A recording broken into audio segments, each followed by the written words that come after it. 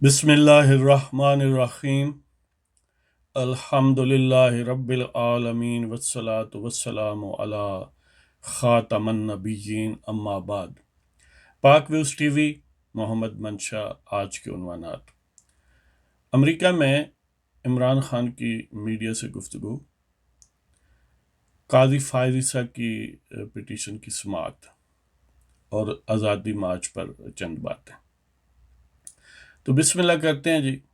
خان صاحب نے جہاں پر مختلف صدور اور وزراء اعظم سے ظاہر جنرل اسمبلی کے حوالے سے ملاقاتیں کیں، جن میں چین کے وزیر اعظم، ایرانی صدر، ترک صدر، برطانوی وزیر اعظم وغیرہ وغیرہ شامل ہیں، کیونکہ یہاں پر سارے ڈگنیٹریز موجود ہوتے ہیں اور یہ کرسی بھی سمجھی جاتی ہے، اور ظاہر ایک انفارمل ڈپلومیٹک مینوورنگ بھی ہوتی ہے کہ ان کے اویلیبلٹی کی وجہ سے ایزی ہوتا ہے سب سے ملاقاتیں کرنا، اور یہ رسمی ٹائپ کی ہی ملاقاتیں ہوتی ہیں، انلیس کہ کوئی بڑے اسپیشل ریلیشنز ہوں کسی کے ساتھ، جیسا کہ ٹرمپ اور مودی کے درمیان ہوا ہے جی۔ تو بہرحال خان صاحب نے میڈیا سے گفتگو کی، جوائنٹ پریس کانفرنس کی، ٹرمپ صاحب، یو ایس پریزیڈنٹ ٹرمپ اور ہمارے خان صاحب نے، اور پھر ایک تھنک ٹینک ہے یا این جی او ہے، کونسل آف فارن ریلیشنز، اس میں بھی گفتگو کی۔ اب ظاہر ہے وہ بڑی تفصیلی گفتگو ہے، لیکن میں جو دو چار باتیں اس میں سے آپ کے سامنے آپ کی خدمت میں رکھنا چاہتا ہوں، وہ یہ ہے کہ مثلا بار بار جب خان صاحب ٹرمپ سے کہیں بھی ملتے ہیں تو ٹرمپ یہ کہتا ہے کہ جی میں ثالثی کے لیے تیار ہوں جی، اگر دونوں پارٹیاں مانتی ہیں تو میں بڑا اچھا ثالث ہوں وغیرہ وغیرہ۔ یہ کیا بات ہے کہ خان صاحب سے مل کر وہ یہ بات کیوں کہتا ہے، جب مودی سے ملتا ہے تو کیوں نہیں کہتا؟ یعنی ہونا تو یہ چاہیے نا کہ جب مودی سے ملے تو اس وقت بھی کہے کہ دیکھیں جی کشمیر پر میں میڈیشن کے لیے تیار ہوں، لیکن وہ نہیں کہتا۔ جب مودی کے ساتھ بات کرتا ہے تو وہ یہ کہتا ہے کہ ہم متحد ہیں، جس کو وہ کہتے ہیں کہ اسلامی دہشت گردی کے خلاف، اور اس میں پھر مودی یہ ایڈ کرتا ہے کہ دہشت گردی تمہارے ہاں ہو یا ہمارے ہاں ہو، اس کا منبع ایک ہی ہے، اور وہ ایکسپریسلی اس کا مطلب یہی ہے کہ پاکستان ہے۔ تو اب یہ خان صاحب کو سوچنا چاہیے کہ why he conducts himself the way that creates an impression before Trump that he usually uses this tactic. He doesn't mean to intend it. He doesn't mean it. اس کا مطلب یہ نہیں ہوتا کہ وہ کہتا ہے نا وہ ثالثی کروانا چاہتا ہے، وہ چکر دیتا ہے، وہ ٹیکٹک ہے اس کا کہ یہ ان کی جو ہے نرم رگ ہے جی۔ تو وہ اس سے بات چھیڑتا ہے، اور ساتھ یہ بھی کہتا ہے کہ دیکھیں پچھلی حکومتیں جو تھیں نا وہ جھوٹ بولتی تھی ہم سے، یعنی پاکستان کی، اور خان صاحب سچے آدمی۔ اب اس سے زیادہ کسی وزیر اعظم یا صدر وغیرہ جو بھی کسی قوم کو ریپریزنٹ کر رہا ہو، اس کے لیے امبیرسنگ اور انسلٹنگ کوئی بات نہیں ہو سکتی کہ وہ ایک میزبان جو ہے وہ یہ کہے کہ تمہارے ملک کے وزراء اعظم جھوٹے تھے، تمہارے ملک کے صدور جھوٹے ہیں، یا تمہاری پچھلی حکومتیں جھوٹی ہیں۔ یہ کبھی نہیں کہتے، یعنی جن سے انہیں پتہ ہوتا ہے کہ ان کی کوئی ویلیو ہے، ان کے سامنے یہ بات نہیں کی جاتی، یہ بڑی سیریس قسم کی انسلٹ ہے۔ لیکن خان صاحب ہیں وہ اپنی انسلٹ خود ہی کرتے ہیں اور کرواتے بھی ہیں۔ اب دیکھیں مودی کو آپ نے کئی مرتبہ سنا ہوگا، یہ ریسنٹلی چلو ہیوسٹن میں ٹیکسس میں سنا، کبھی اس نے جو انڈیا میں اس کی اپوزیشن ہے، یعنی پارلیمانی اپوزیشن ہے یا پولیٹیکل اپوزیشن پارٹیز ہیں، کبھی ان کو لمباسٹ نہیں کیا، کبھی ان پر کرٹیسزم نہیں کیا بیرون ملک آ کے، کبھی سونیا گاندھی کے لتے نہیں لیے، کبھی راہل گاندھی کی بات نہیں کی نیگیٹو سینس میں۔ لیکن خان صاحب ہیں کہ 12-13 ہزار کلومیٹر کا سفر کر کے ہیں، تو پھر بھی یہی فرماتے ہیں کہ میں فلاں شخص کی جیل میں جو سیل ہے اس کا پنکھا اتار دوں گا، بجلی بند کر دوں گا، وغیرہ وغیرہ۔ یعنی کتنی احمقانہ اور چھوٹی حرکتیں ہیں اس سے آپ کے ملک کی عزت میں اضافہ نہیں ہوتا بلکہ آپ کی اپنی بے عزتی ہوتی ہے. لیکن ظاہر ہے جن کی کوئی عزت ہو ان کی بے عزتی ہوتی ہے. خان صاحب تو اس چیز سے ایگزمپٹ ہے. تو خان صاحب کو یہ سوچنا چاہیے کہ ٹرمپ ایسا کیوں کرتا ہے. ایسا اگر اسے واقعی سالسی وہ چاہتا ہے سیریسلی تو مودی کے سامنے بھی یہ بات کہے، لیکن وہ نہیں کہتا. اور ہم اس ٹریپ میں آ جاتے ہیں اور پھر اس سے دعا کرتے ہیں اور پھر اس پر خوشی کا اظہار کرتے ہیں. اس سے بعد میں بھی یہ کہتے ہیں کہ اس نے تو آمادگی ظاہر کی ہے اور بس وہی ہے ہمارا حامی و ناصر. ہے جی. یعنی خان صاحب کے یہ رویہ کچھ سمجھ میں نہیں آیا. اب دوسری جو پوائنٹ میں ڈسکس کرنا چاہ رہا تھا کہ جب کونسل آف فارن ریلیشنز میں ظاہر بات ہوئی، سوالات ہوئے، چین کے متعلق ہوئے، افغانستان کے ہوئے، دہشت گردی کے متعلق ہوئے، تو خان صاحب جو بسم اللہ کرتے ہیں یہ کہتے ہیں کہ دیکھیں ISI نے ٹرین کیا القاعدہ کو وغیرہ وغیرہ. اب بندہ ان سے پوچھے تم یہ کیوں نہیں کہہ سکتے کہ امریکی CIA نے ٹرین کیا؟ یعنی ان کے سامنے بات اس سے کیوں شروع نہیں کرتے کہ امریکی CIA نے ان سوویت یونین کے خلاف لڑنے والوں کو ٹرین کیا اور ان کو وائٹ ہاؤس میں باقاعدہ دعوتیں دی. اس وقت کا پریزیڈنٹ ریگن جو ہے وہ اس وقت کے جو مزاحمت کار تھے ان کے لیڈروں سے علل اعلان وائٹ ہاؤس میں ملتا تھا اور یہ کہتا تھا کہ یہ ہمارے فاؤنڈنگ فادرز کی طرح ہیں، یہ جارج واشنگٹن کے گویا افغان ورژن ہے. تو یہ بات وہ اس انداز سے کیوں نہیں کہتا؟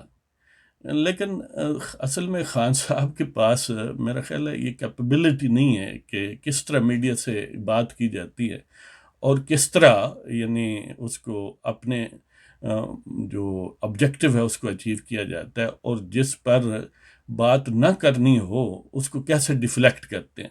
مثلا یہی بات ٹرمپ کی دیکھ لیں. ٹرمپ سے یہ کہا گیا کہ جو کشمیر میں ہیومن رائٹس وائلیشنز ہیں اس پر آپ کیا کریں گے جی، یا کشمیر میں جو انڈیا کی دہشت گردی ہے، تو وہ کہتا ہے میں چاہتا ہوں کہ سب ٹھیک رہیں. اب دیکھیں نا یہ ایک ایسا ہومیوپیتھک جواب ہے کہ بس وہ کویسچن جو ہے وہ ڈیفلیکٹ ہو گیا نا، وہ سمجھ لیں ہی کلڈ دی کویسچن. لیکن یہ وہ ٹرمپ تو ظاہر ہے میڈیا پرسن ہے، اس کی اٹھانی پبلک پروفائل، اس کا یہ پبلک پرسنالٹی تو وہ بنا ہی میڈیا کے ذریعے ہے. وہ تو اینکر اور یعنی ٹاک شوز وغیرہ کرتا رہا اور اسی میں اس کا نام تھا اپارٹ فرام ہز بزنسز.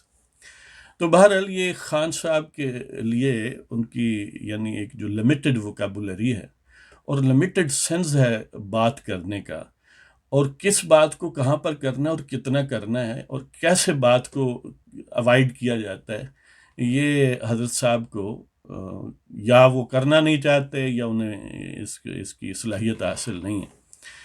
تو بہرحال یہ ہیرا ظاہر ہے جنہوں نے چنا ہے وہ بھگتے ہیں جی. عوام بھی بھگت رہی ہے اور ساتھ وہ بھی بھگتے ہیں. وہ کہتا ہے نا مشاہد اللہ کے جو نشئی ہوتا ہے سب سے زیادہ نقصان گھر والوں کا ہی کرتا ہے جی. تو اب وہ قاضی فائزہ کی پٹیشنز کی بات کرتے ہیں. قاضی فائزہ کی پٹیشن آج یعنی سپٹمبر 24 کو موسٹ پروبیبلی آج اس کی ہیرنگ ہے. اور یہ اس میں عجیب کہانی ہے کہ منیر ملک جو پٹیشنرز کے وکیل ہیں، ظاہر ہے وہ بیمار ہوئے اور سیریسلی بیمار ہوئے. انہوں نے ریکویسٹ کی اس کی ایڈجرنمنٹ کی، ایک جنرل ایڈجرنمنٹ کی. چیف جسٹس نے اس کو ایکسیپٹ بھی کیا، ریجیکٹ بھی کیا. ایکسیپٹ ایسے کیا کہ ٹھیک ہے، لیکن ساتھ اس کے بعد بینچ بنایا. یعنی وہ ٹھیک ہے کہ اپلیکیشن بیفور بینچ تھی اور جو بینچ بنایا ظاہر اس پر وہ اپلیکیبل نہیں تھی. اور پھر یہ اس میں ایک اور معنی یہ ڈالی کہ جسٹس منصور علی شاہ جو ہیں وہ کہیں جا رہے ہیں بین الاقوامی، شاید ساؤتھ افریقہ جا رہے ہیں کسی انٹرنیشنل لیگل یا کوئی بھی ریلیٹڈ کانفرنس میں لا جسٹس کے متعلق.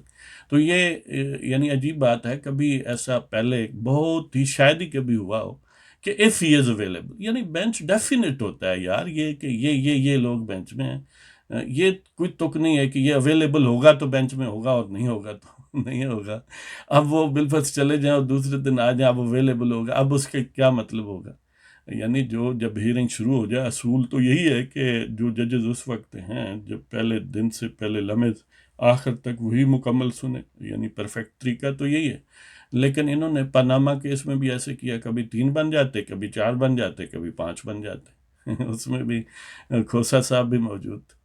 یعنی جو سپریم کورٹ آف پاکستان ہے اس کو گویا مذاق سا بنا دیا ہے. اور پھر یہ جو پہلے والا بینچ کنسٹیٹیوٹ کیا اور انٹینشنلی کیا کہ پتہ ہے یہ فرکشن آئے گی، اور میرا گمان یہ ہے کہ یہ لڑانے کے لیے کیا. اب ظاہر ہے ایک جب کسی جج پر جج کی طرف سے یا اس کی نمائندے کی طرف سے بہرحال جتنا بھی آپ اس کو ملفوف کر کے بیان کریں اعتراض آئے گا تو ایک اس ڈسکنٹنٹمنٹ پیدا ہوگی، ایک اس کے ذہن میں فرکشن آئے گی اور لیک آف افینٹی ڈیولپ ہوگا. اور جو آگے ظاہر ہے وہ جن حضرات پر یہ اعتراض ہوا ہے، یہ کھوسا نے تو 20-21 دسمبر کو ریٹائر ہو جانا ہے، تو اس کے بعد بھی دوسرے تو وہ 2 رہیں گے، بلکہ ان دونوں کو موقع ملے گا. یعنی طارق مسعود کو تو نہیں اب موقع ملے گا ان کیس کہ اگر قاضی فیضی سے سروائیو کرتے ہیں، لیکن اعجاز الاحسن کو تو ملے گا. یعنی ود ان بردر ججز ایک جان بوجھ کے ویج ڈرائیو کیا گیا، ایک اینمٹی اور کینہ پروری کا ایلیمنٹ جو ہے وہ انجیکٹ کیا گیا. یہ پتہ نہیں اس سے کھوسا صاحب کیا چاہتے ہیں تاکہ آئندہ یہ لازمی ایک دوسرے سے لڑتے رہیں. جی تو اب دیکھتے ہیں کہ عمر طیب بندیال جو ہے وہ اب ظاہر اس بینچ کا سربراہ ہے. آج پیشی منیر ملک ظاہر نہیں آئیں گے، ان کی طرف سے کوئی چھوٹا موٹا اور وکیل آئے گا. اگر پھر بھی انہوں نے اصرار کیا تو قاضی فاضی صاحب خود آ سکتے ہیں. جی تو پھر بردر ججز ایک دوسرے کے ساتھ نپٹ لیں. تو یہ اور ساتھ ہی یعنی جب ایڈجرنمنٹ مانگی ہے تو حقیقی معنوں میں دے دیں. آگ لگی ہوئی ہے، کئی جسٹسز ایسے ہیں، مثلا ثاقب نثار کے خلاف شکایات موجود تھیں سپریم جوڈیشل کونسل میں، ٹیک اپ ہی نہیں کی گئی، وہ گھر چلا گیا، بس وہ مر گئیں، اپنی موت مر گئیں، پھر وہ جو کمپلینٹس تھی یا مار دی گئی. اس طرح اور کئی ججز ہیں، مثلا چیف جسٹس اسلام آباد ہائی کورٹ جو پہلے کانسی صاحب تھے، ان کے خلاف سپریم جوڈیشل کونسل میں کمپلینٹس ہیں اور کئی سال تک پینڈنگ رہی ٹل ہی ریٹائرڈ، اور ظاہر ہے پھر وہ گویا ختم ہوگی. یعنی قاضی فیضی صاحب کا مطلب کیا یہ معاملہ ہے کہ اس کو اتنا یعنی جیسے وہ فائر بریگیڈ ہوتا ہے نا، ایمرجنسی بیسس پر کام کرتا ہے، جس طرح پاناما کیس میں ایمرجنسی بیسس پر کہ دنیا جو ہے وہ ختم ہونے کا چانس تھا، جلدی فیصلہ. یعنی اتنا سمجھ لیں کہ لوور لیول پر اپنے آپ کو لے جاتے ہیں کہ پھر بندے کو شرم سی آتی ہے کہ یہ چیف جسٹسز ہیں، پاکستان کا چیف جسٹس ہے یا پاکستان کا سپریم کورٹ کا جسٹس ہے، یہ یعنی اتنے لو لیول پر اور اتنے گھٹیا لیول پر کہ اب کیونکہ ٹائم ظاہر 2.5 مہینے رہ گئے. آج 24 سپٹمبر ہے اور 20 لاسٹ ورکنگ ڈے ہوگا اس کا، یعنی 21 کو وہ ریٹائر ہو جائے گا، 20 دسمبر لاسٹ ورکنگ ڈے کا ہوگا. اس کا مطلب یہی ہوا کہ وہ تقریباً 2 مہینے اور 3 ہفتے یعنی 11 ہفتے رہ گئے ٹوٹل. اور وہ یہ چاہتے ہیں کہ میں جلدی جلدی یہ مرغا ذبح کر کے جاؤں. پتہ نہیں یعنی کیا انہیں اس میں ملے گا، کیا اسے کوئی نوبیل پرائز ملنے کا چانس ہے یا کیا ہے. تو بہرحال دیکھتے ہیں کہ یہ یعنی حالات کس طرف جاتے ہیں. یہ اس دریا میں طغیانی کہیں آتی ہے یا نہیں آتی. اور دوسرا ایک ویو یہ بھی ہے کہ انہوں نے جان بوجھ کے ایسا بینچ بنایا، پھر وہ ظاہر ٹوٹے گا اور پھر نیا بنے گا اور یہ نشستن بدخواستن میں ہی وہ ریٹائر ہو جائیں گے. یہ ایک ویسے اگر وہ ان کی یہ انٹینشن ہوتی تو ظاہر بنانے میں ٹائم لیتے، پھر ایڈجسٹمنٹ دے دیتے وغیرہ وغیرہ تاکہ آئدر وے ان پر الزام نہ جاتا. لیکن لگتا ہے کہ وہ بھی یہ چاہتے ہیں کہ ثاقب نثار جس طرح ایک بڑا سمجھ لیں کہ انتہائی برے امپریشن سے اس کو یاد کیا جاتا ہے، اسی طرح ان حضرت صاحب کو بھی یاد کیا جائے. یعنی کوئی اچھی لیگیسی نہیں چھوڑنا چاہتے. وہ چاہتے ہیں کہ جو ڈارک ججز تھے جیسے جسٹس منیر تھا یا ثاقب نثار تھا، یا اس علق کے لوگ جو ہیں انہی کے ساتھ ان کو بریکٹ کیا جائے. آخر نسیم حسن شاہ سے رشتہ داری ہے. تو اب ایک نظم آپ کی خدمت میں جس کا عنوان ہے خدمت افرنگ اور وطن پاک. یعنی جب بھی ہم جاتے ہیں تو لوگ یعنی اس انداز سے اپنے آپ کو کنڈکٹ کرتے ہیں، اور جو میزبان ہے یا اس ملک کے جو میڈیا پرسن ہیں وہ اس انداز سے آپ کے وزیر اعظم وغیرہ سے انٹریکٹ کرتے ہیں کہ ہم ہمیشہ اپالوجیٹک فرنٹ پر رہتے ہیں کہ دیکھیں جی وہ یہ رابطے ہو گئے، وہ رابطے ہو گئے، ہمارا کوئی قصور نہیں، ہم نے بڑی قربانیاں دی ہیں وغیرہ وغیرہ. تو یہ اسی کنٹیکسٹ میں لکھی گئی ہے. تو خدمت افرنگ اور وطن پاک. بہر رضائے اغیار آشیاں جلائے ہیں، بہر رضائے اغیار آشیاں جلائے ہیں، پھر بھی وہ نالاں ہی پائے ہیں. بہر رضائے اغیار آشیاں جلائے ہیں، پھر بھی وہ نالاں ہی پائے ہیں. یعنی دشمنوں یا اغیار کی خوشنودی اور رضا کے حصول کے لیے ہم نے اپنے گھر کو آگ لگا دی، اور پھر بھی ان کو نالاں ہی پایا، پھر بھی وہ ہم سے ناراض ہی ہیں. اب تک ہم سے ایکسپلینیشن نہیں لیتے ہیں. اب بھی وہ کہتے ہیں مودی کے ساتھ مل کے کہ یہی دہشت گرد ہیں. دیکھ لیں. اور ہم بھی یعنی اپنے لیڈروں سے وہ جو سجادہ نشین آستانال یا جو بھی ہوتا ہے GHQ شریف یا ان کے جو آگے سبسیڈاری یا معاون گدیاں ہوتی ہیں کہ وہ یعنی بے مزہ نہیں ہوتے ہیں جی. تو بہر رضائے اغیار آشیاں جلائے ہیں، پھر بھی وہ نالاں ہی پائے ہیں. ہستی ازل کی کوئی بندگی نہیں کی، ہستی ازل کی کوئی بندگی نہیں کی، ہر روز خدا نئے ہم نے بنائے ہیں. ہستی ازل کی کوئی بندگی نہیں کی، ہر روز خدا نئے ہم نے بنائے ہیں. یعنی جو حقیقی خدا ہے اس کی بندگی یا اس پر ہم توکل نہیں کرتے، اس کی بندگی نہیں کرتے، ہر روز نیا خدا تراشتے ہیں کہ ہمیں اعتماد نہیں رہتا شاید. تو ہستی ازل کی کوئی بندگی نہیں کی، ہر روز خدا نئے ہم نے بنائے ہیں. ان کے چرنوں پہ خود کو وار دیا، ان کے چرنوں پہ خود کو وار دیا، ان سے صلے کو ہاتھ اٹھائے ہیں. یعنی یہ جو نئے خدا ہم تراشتے ہیں پھر ان کے چرنوں پر خود کو قربان کرتے ہیں، جیسے وہ کالی دیوی کے چرنوں پر نہیں کرتے ہمارے پڑوس میں. تو پھر ان کے سامنے ہاتھ اٹھاتے ہیں کہ حضور دیکھیں آپ کے لیے کتنی قربانیاں دی ہیں، ہماری جھولی میں ڈال دو کچھ نہ کچھ اور ہمیں تھپکی دے دو. یعنی کمیونٹی کی کوئی گہرائی ہے جی. اسفل وہ کہا گیا نا کہ سافلین میں سے بھی اسفل جو ہیں، کہ انسان جو جب گرتا ہے تو اسفل سافلین تک پہنچ جاتا ہے، کہ گھٹیاؤں میں گھٹیا اور رذیل میں سے بھی انتہائی گھٹیا، یعنی گھٹیا پن کی جو گہرائی ہے اس میں سے بھی سب سے زیادہ گہرائی جو ہے سب سے نچلا حصہ. تو ان کے چرنوں پہ خود کو وار دیا، ان سے صلے کو ہاتھ اٹھائے ہیں. ایمان و حمیت کو جن سے بازار بنا کر، ایمان و حمیت کو جن سے بازار بنا کر، درہم و دینار کچھ اٹھا لائے ہیں. ہائے. ایمان و حمیت کو جن سے بازار بنا کر، درہم و دینار کچھ اٹھا لائے ہیں. یعنی دیکھ لیں کہ ان لوگوں کو خوش کرنے کے لیے ہم نے جو لڑائی اپنے آپ سے کی، اور کہتے ہیں کہ یہ ضرب عزب ہے، یعنی اس قسم کے الفاظ استعمال کرتے ہیں. ضرب عزب یعنی نبی پاک علیہ الصلوۃ والسلام کی تلوار کا ایک نام، ان کی کئی تلواریں تھیں جناب کی، اور ایک عزب بھی تھی. ہم نے اس کا نام کتنا یعنی سیکریلیجس انداز ہے کہ ان کا نام استعمال کیا کس کے لیے؟ To serve the people across the ocean. جی کہ ماورال بحر جو وہ 5 کونوں والی چیز ہے نا، اس کی خوشنودی حاصل کرنے کے لیے ہم نے ایمان بیچ دیا. اور حالانکہ ضرب عزب نہ بھی رکھتے، یا تم نے جب مسلمانوں کو اپنے ہم وطنوں کو قتل کرنا ہے تو ضروری ہے نبی پاک کی تلوار کا نام استعمال کرنا ہے. یا کنسیپٹ یہ ہے کہ دیکھیں جی یہ شہید ہو گئے جو اپنے یعنی امریکیوں کی خدمت کے سلسلے میں مرتے ہیں. تو میں نے ایک دوست کو یہ کہا کہ اگر ہم امریکیوں کی خدمت میں لڑتے ہوئے مریں تو شہید ہیں، تو پھر اس کا مطلب امریکی تو مہا شہید ہیں وہ تو اولا شہید ہیں نا، بدرجہ اولا شہید ہیں.